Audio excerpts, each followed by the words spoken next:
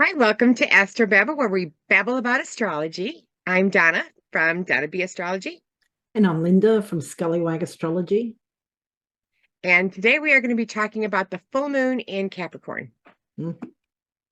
It's going to take place on July 3rd. It's going to be at 11 degrees, 19 minutes of Capricorn. That's where it's going to take place. And the moon mansion is the 22nd moon mansion. We've had this one before. I remember clearly because the lucky one of the slaughterers is the name of the mansion.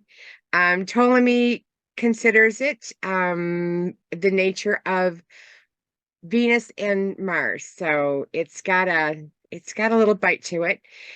It's good for escaping limitations. It's good for swift flight. It's good for deliverance and healing energy. It is also it causes discord among two people and servants and captives, which we don't have any of those in the United States, hopefully. Anyways, it would be good to, it is a good time to flee. If you are a captive or a slave, it is a good time to flee. So the mansions say, according to Christopher Warnock's book, The Moon Mansions. Interesting. Yeah. Would prisoners kind of constitute captives though? Yes, they would. So good time for a jailbreak. Good time for a jailbreak or maybe release. I know we have some citizen that's being held against charges that probably are not they're probably made up Uh, yeah. in Russia. He lives in the city right next to us. So Oh, wow. anyways, we do keep an eye on him. Anyway, but yeah, that's the mansion. It's a good time to release captives, maybe. Mm. I thought it was interesting you said that it's the nature of Venus and Mars. And we've got Venus and Mars very close together here in the chart in Leo at 22 and Yeah. 25 degrees Leo. So interesting. A great spot. It shines. Mm. In Leo, you want to shine. That's the nature of Leo. So Mm. the planets in there are wanting to shine.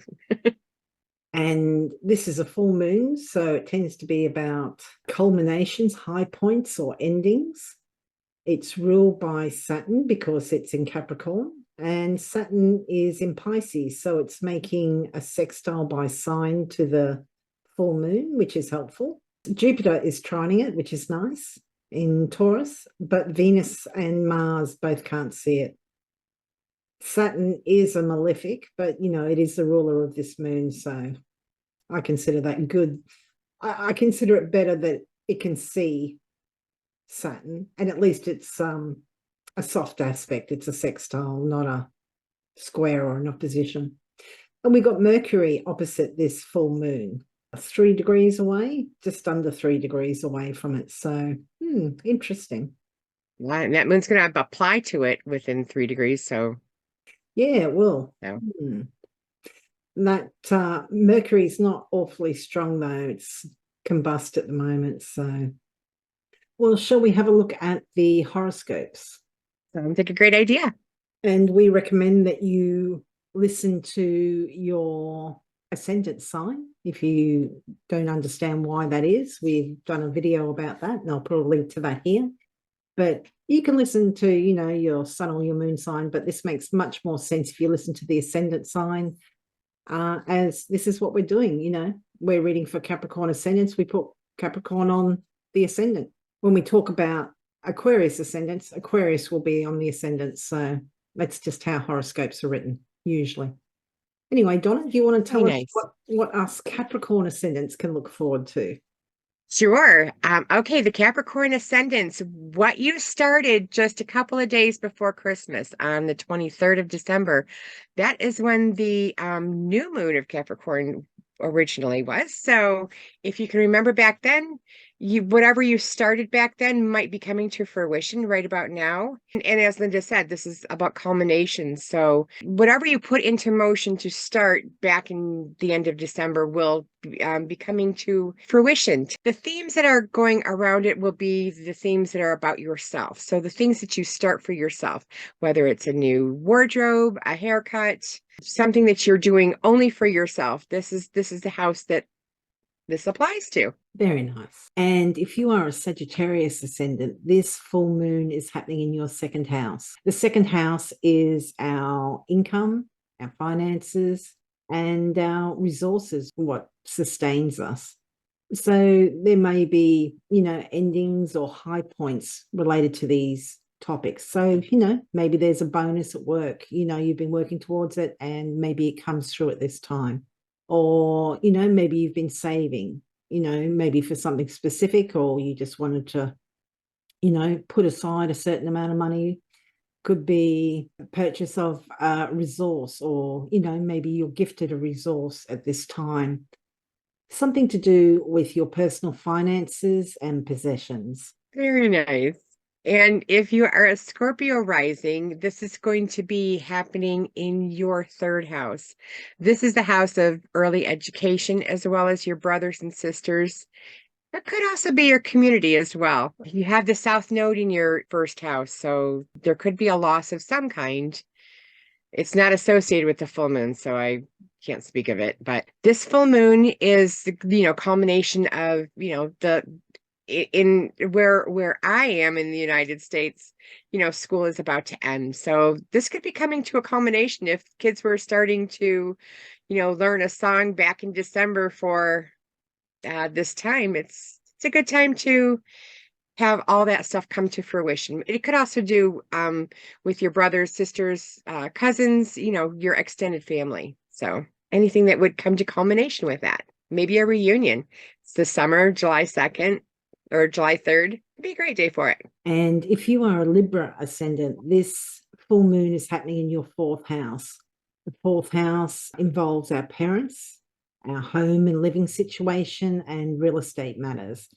So this may not affect you. It may be something that's happening with your parents. Maybe they've reached some goal or some high point. Or, maybe they're kind of coming to the end of a chapter of some part of their life. And that could be something like, maybe they're empty nesters, or, they've decided to downsize a house, moving from a house maybe where they raise the kids to, something more easily looked after, or, anything actually. It doesn't have to be related to the home. If it is concerning you yourself, it may be you've been saving for a house and now's the time where, maybe you can go start looking, or maybe you've, spent the last 6 months or whoever knows how long looking for, somewhere suitable, and, now you've put in a bid and it's been accepted. Or, it could be you're moving into a new place, or when this goes hand in hand in some ways, you're moving out of an old place, because, this can be endings. If that culmination, maybe you're moving to somewhere where you would prefer to live, but, there's also that ending there of where you were, the situation and all that. So, yeah, high points, culminations and endings to do with those sorts of matters. Very nice. And if you are a Virgo rising, this will be happening in your fifth house. And the fifth house is the house of your hobbies. It's the house of your creativity.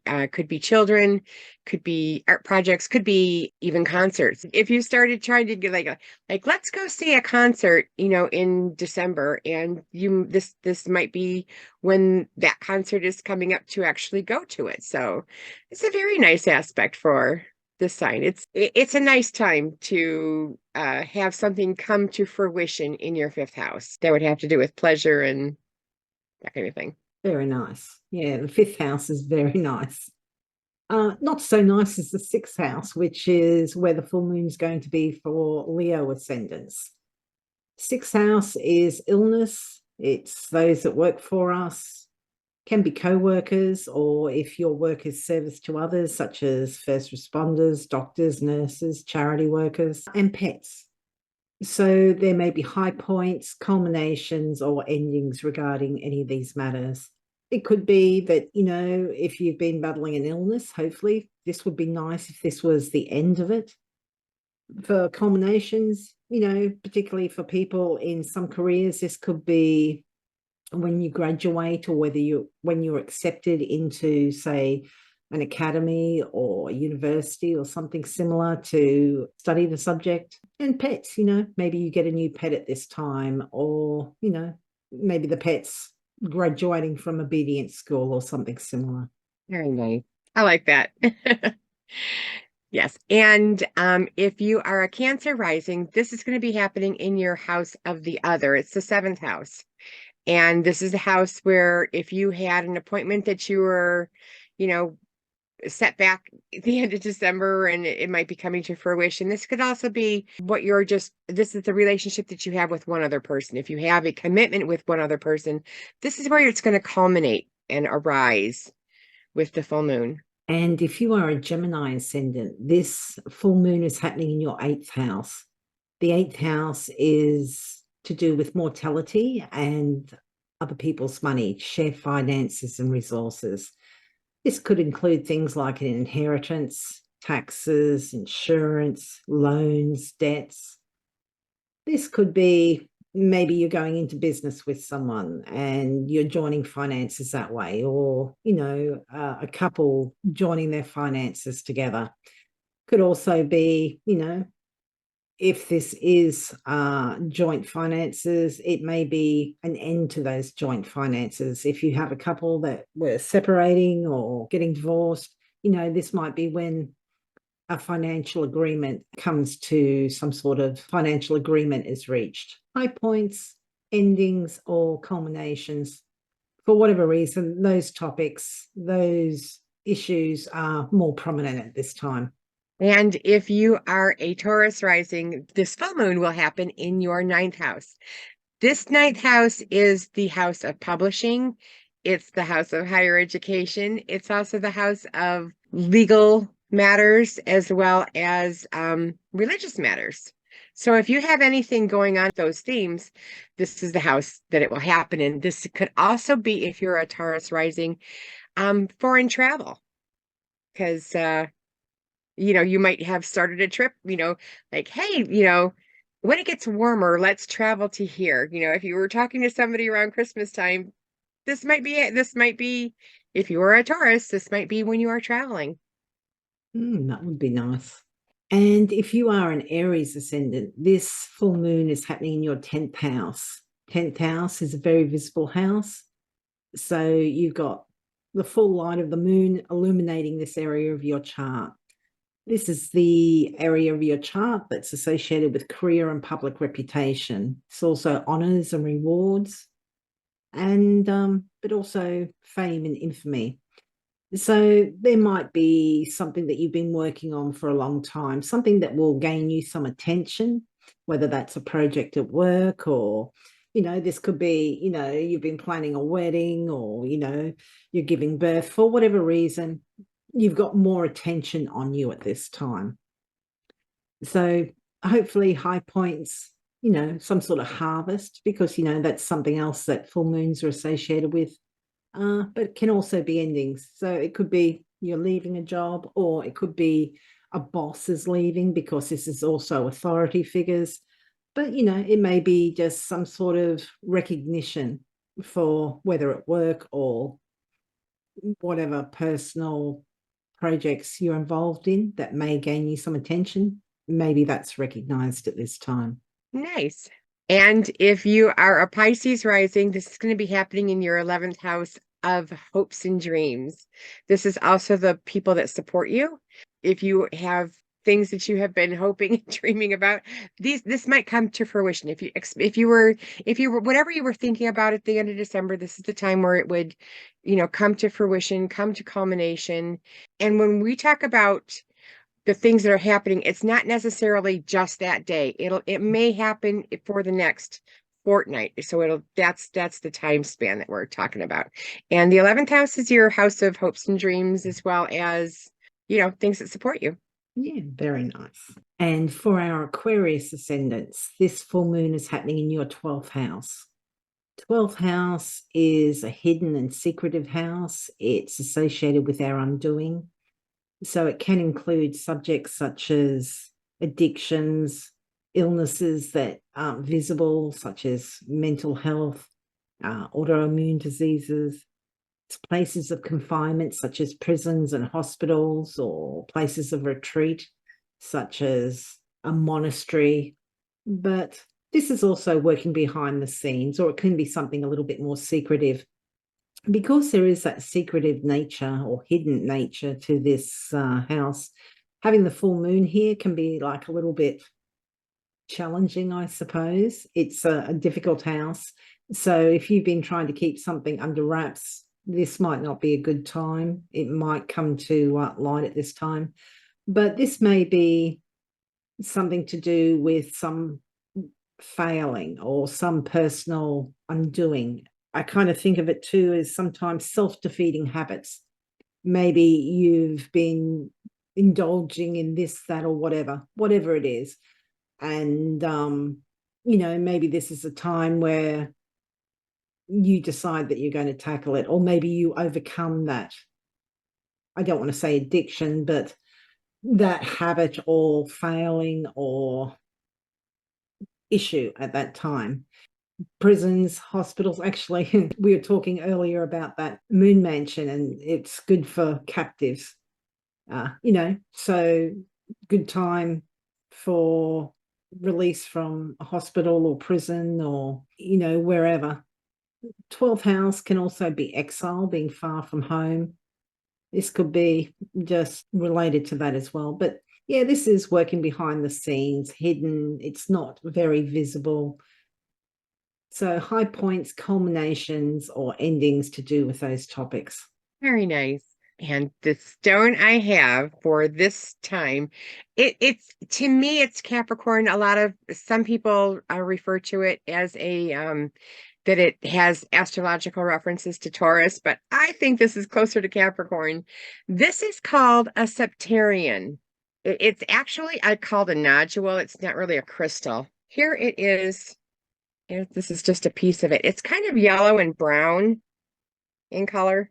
And this stone is made out of clay ironstone, and you'll get that when I show you the one that I have. It's a clay ironstone, and then it gets filled in with other materials. It could be dolomite, it could be calcite, it could be jasper, it could be aragonite, it could be barite even. This was found, if everybody was wondering why I'm in Michigan, I really feel that I'm resonating with being here in Michigan because this is another Septarian that is found in Michigan, believe it or not. And to me, it looks like a burnt marshmallow. Just when I saw it, I was like, oh, that looks like a burnt marshmallow. But all of this is hard. It's all inside. It is hard, but this is like a very smooth finish. Oh yeah. The outside. But this is also called a Septarian. And it's good for grounding, it's good for health, it's good for flexibility. It's also good for teeth, bones, and muscles, and it helps melanoma. According to William Permute's book, the Crystal Healer, it's good for patience, endurance, tolerance, public speaking as well, and builds awareness of your environment. I used it for connection with ancestors, and I used it as a base for the base chakra. So it's this is where it can fill in with quartz, calcite, but it's relatively hard. And I would wonder. I think they're all pretty darn hard. You can tap them. They're hard. Anyways, that is the Septarian, and it's a pretty old stone. Can you hold up that first one you held? I'm smiling because it reminds me a little bit of a Pokemon ball. Or that's what puts me in mind of.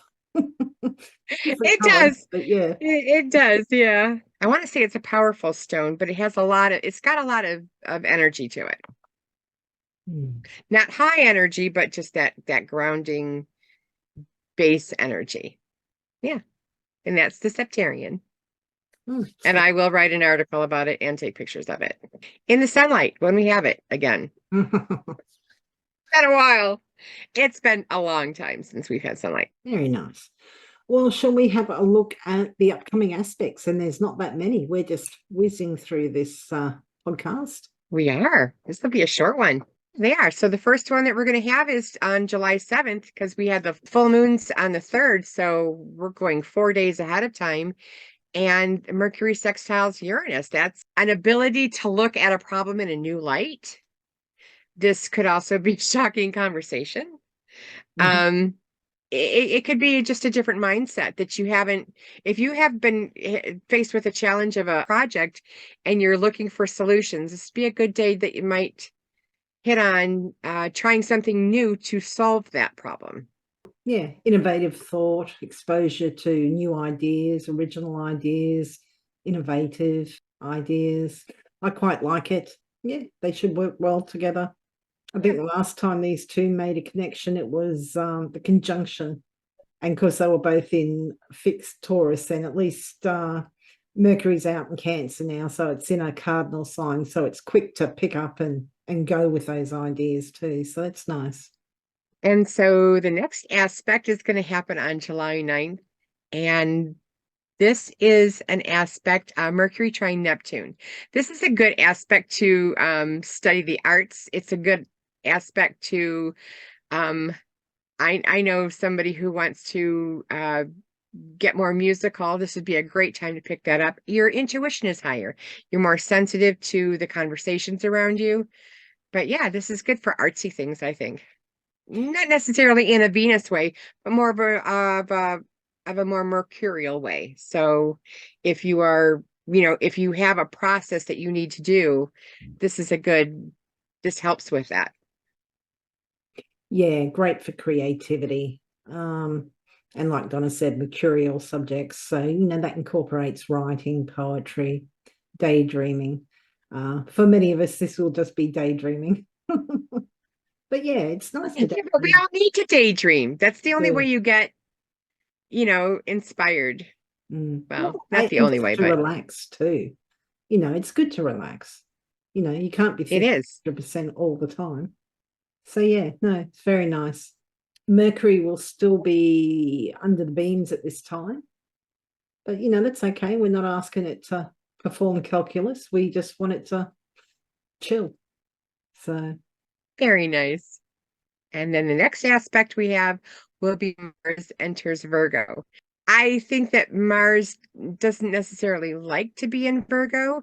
Virgo is a cold, dry sign. Mars is a fiery and hot.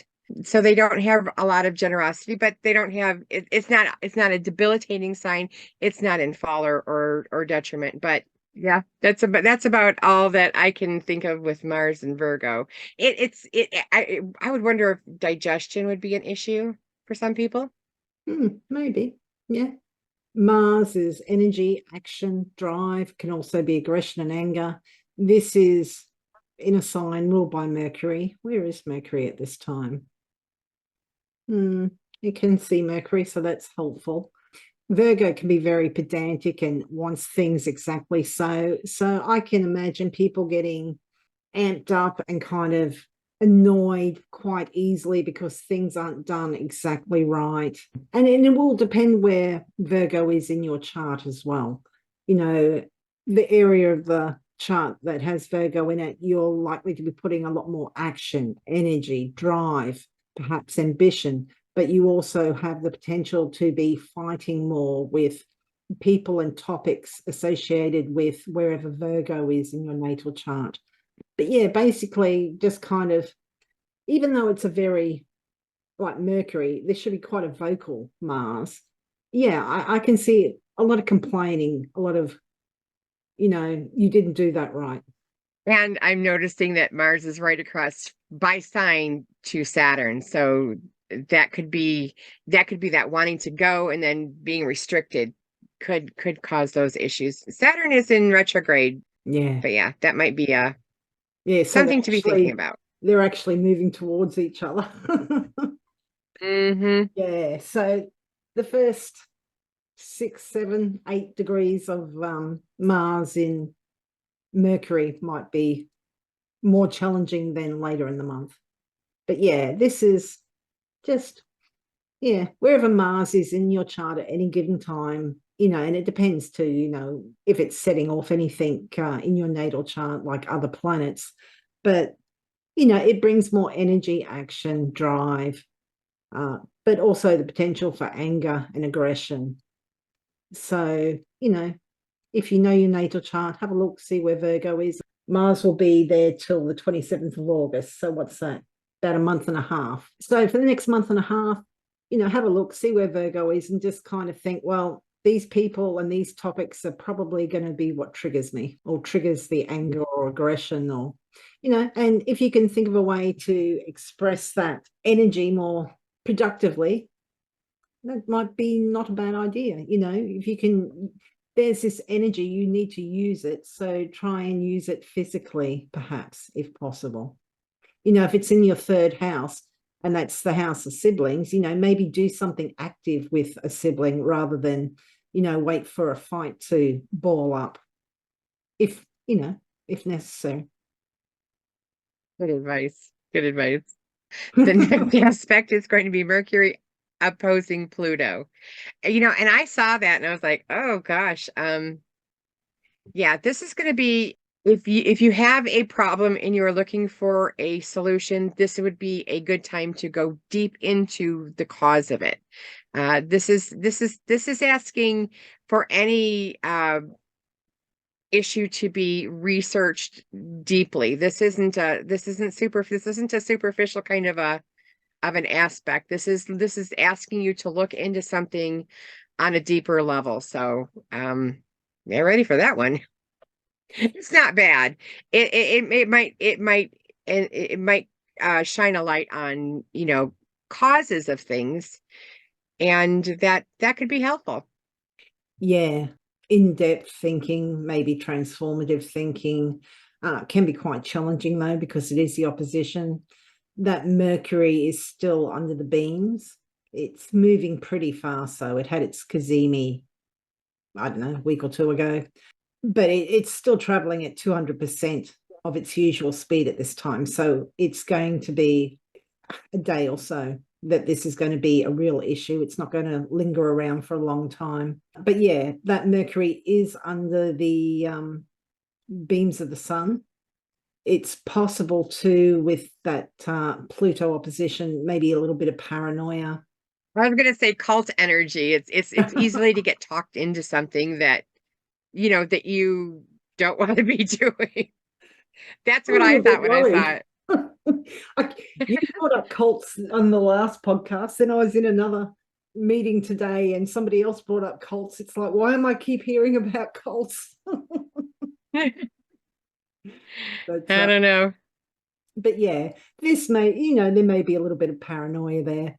But Mercury within a couple of days is going to get beyond that, the beams of the sun. I think it's around about the 15th or so it gets free of it, and it's moving really fast. It's going to get past the opposition to Pluto pretty quickly. So try not to feed into the paranoia, but great time for going in depth and trying to understand a situation, maybe even change or transform your understanding of something. So that could be helpful. Very nice. And the next aspect we are going to have is going to be Mercury is going to jump out of Cancer and into Leo. I think this is a great time for having a speech, although Mercury's a little under them still, not at least not combust, but under the beams. And so your voice might not be heard as well. But yeah, this is still the energy, and it's starting to as soon as Mercury moves away from that a little bit more, it's time for a great speech. I'm just looking at that. Mercury's going to be at the bendings of the nodes at that time, so that'll be interesting. Which means that it's square the nodes. The nodes are at 0 degrees Scorpio and Taurus at the time. The bendings are often said to be, can be kind of a crisis. So, but this is mundane. We'll see what happens. Like Donna said, it's still under the beams of the sun, but it's in a new sign. It's in a sign that likes a lot of attention, Leo. So it may be quite frustrating for those first couple of days if you feel like people still aren't listening to you. Might be just frustrating. Give it a couple of days. Within a week, hopefully that should change. Once it gets past that 15 degrees away from the sun, it should be really good. Conversation will pick up. In the sign of Leo is a fixed sign. Your ideas might be a little bit more, not stubborn, but fixed. You may have trouble kind of accepting differing views. And with it being under the beams initially, you may have trouble with other people accepting your views, but at the same time, you may have trouble accepting theirs. But it's a warm, enthusiastic, creative sign, Leo. So once it gets past the beams of the sun, it should be a good time for creative thinking, creative writing. And I mean, it's going to be with Venus, which is nice. I mean, it'll take them a long time to get together, but Venus is all going to be reevaluating her values and what she thinks about beauty and art and relationships. That could be interesting. Very interesting. Yeah. I wonder what this Venus retrograde is going to do. Interesting. And then the next aspect is going to happen July 14th, and it is the sun is going to sextile Uranus. And this is energy, it's change. Uranus is asking for change or will inspire change. Also new experiences could also arise with this. Your vitality might be disrupted. I only want to say disrupted because I don't think it's going to like go down. It could go up. It could just be in a different way. It's a nice aspect. This should be a positive event. Yeah, when you were talking about vitality levels and that, I was thinking like jangled nerves, perhaps, not necessarily that you're feeling run down, but, it depends how you kind of react. Some people really don't like change. And, if it's too much change, even if it's positive, it can take some people a lot longer to adapt to that than others. But yeah, this is just mixing up your routine a little bit, perhaps, maybe reading a different paper than usual or going a different, way to work. Or if you always have this for lunch, maybe you're doing something else instead, just, yes, it's a very brief aspect. It'll move within a day or so. And yeah, it's nice to have something a little bit unusual pop up. I like it anyway. So Yeah, so just have it in your mind that, things are going to be, changing. It's going to be different because, I just went through a Uranus aspect. It was wonderful. It's just something different. Surprising. It might be a surprising day because that's Uranus. It's surprising. Can be shocking sometimes, but yeah, let's work with the positive. It is a sextile, so hopefully it's just changing things up a little bit. And then the next aspect's going to happen July 17th. This is going to be Mercury square Jupiter. This could be a challenging aspect as Mercury has a lot to do with money and commerce, and Jupiter has a lot to do with expanse. So I would watch for overspending, too much optimism. This can also be overlooking details.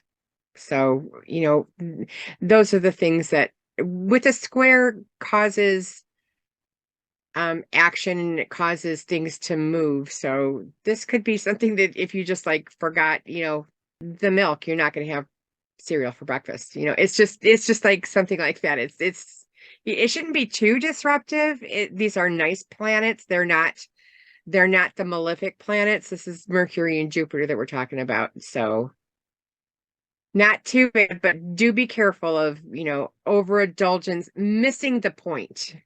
Yeah.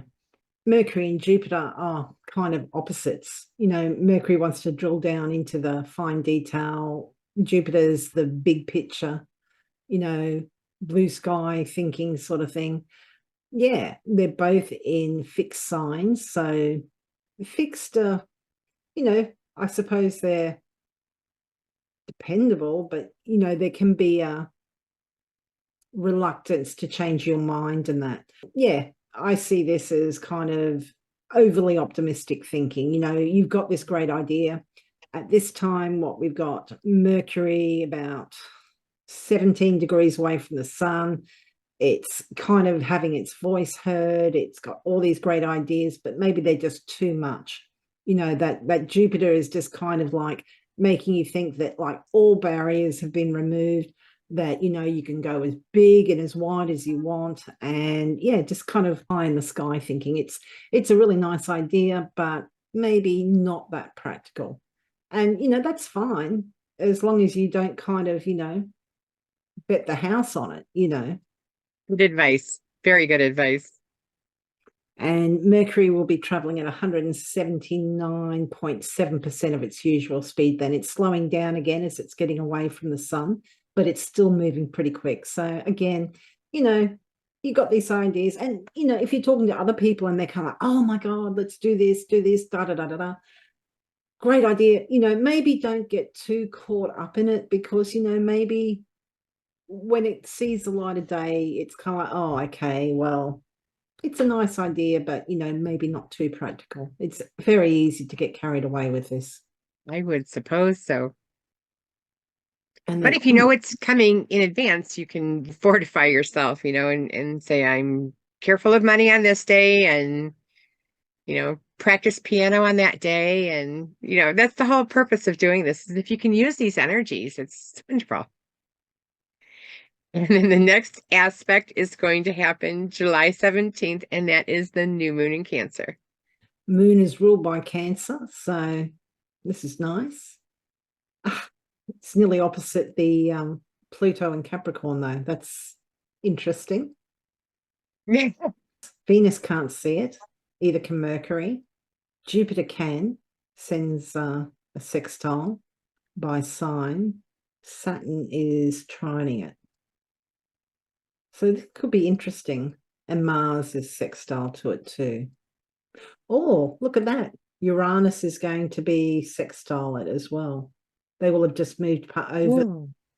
making their sextiles to Uranus. Well, we spoke about the Sun Uranus just previously, or one or two aspects back. But at the time of the new moon, which is important, Mhm. Uranus is going to be right there going, how can I mix this up? Well, it should make for an interesting next podcast when we get there. Yes, definitely it will be. Mhm. And Donna, what services are you offering, and where can people find you? You can get a hold of me at donnabastrology.com, and I have my contact information there. I'd be happy to do natal readings, as well as year in advance readings, horary, electional, and I also work with energy healing with crystals. So if you feel that if you have experienced grief, trauma, um, gone through a major illness, it's time to get your chakras all aligned. And in my belief, if you have unruly chakras, you open yourself up. You open yourself up for disease. So that's why I think that you ought to have chakras, your chakras balanced. Anyways, that's just me. And I have more information on that on my website. So please do look at it. And Lynda, where are you? Where can people find you, and what are you up to? And what are you offering? I have natal readings, relationship readings, and year ahead readings. I do. Yeah, I'm at Scallywag Astrology. That's astrology.scallywag.com.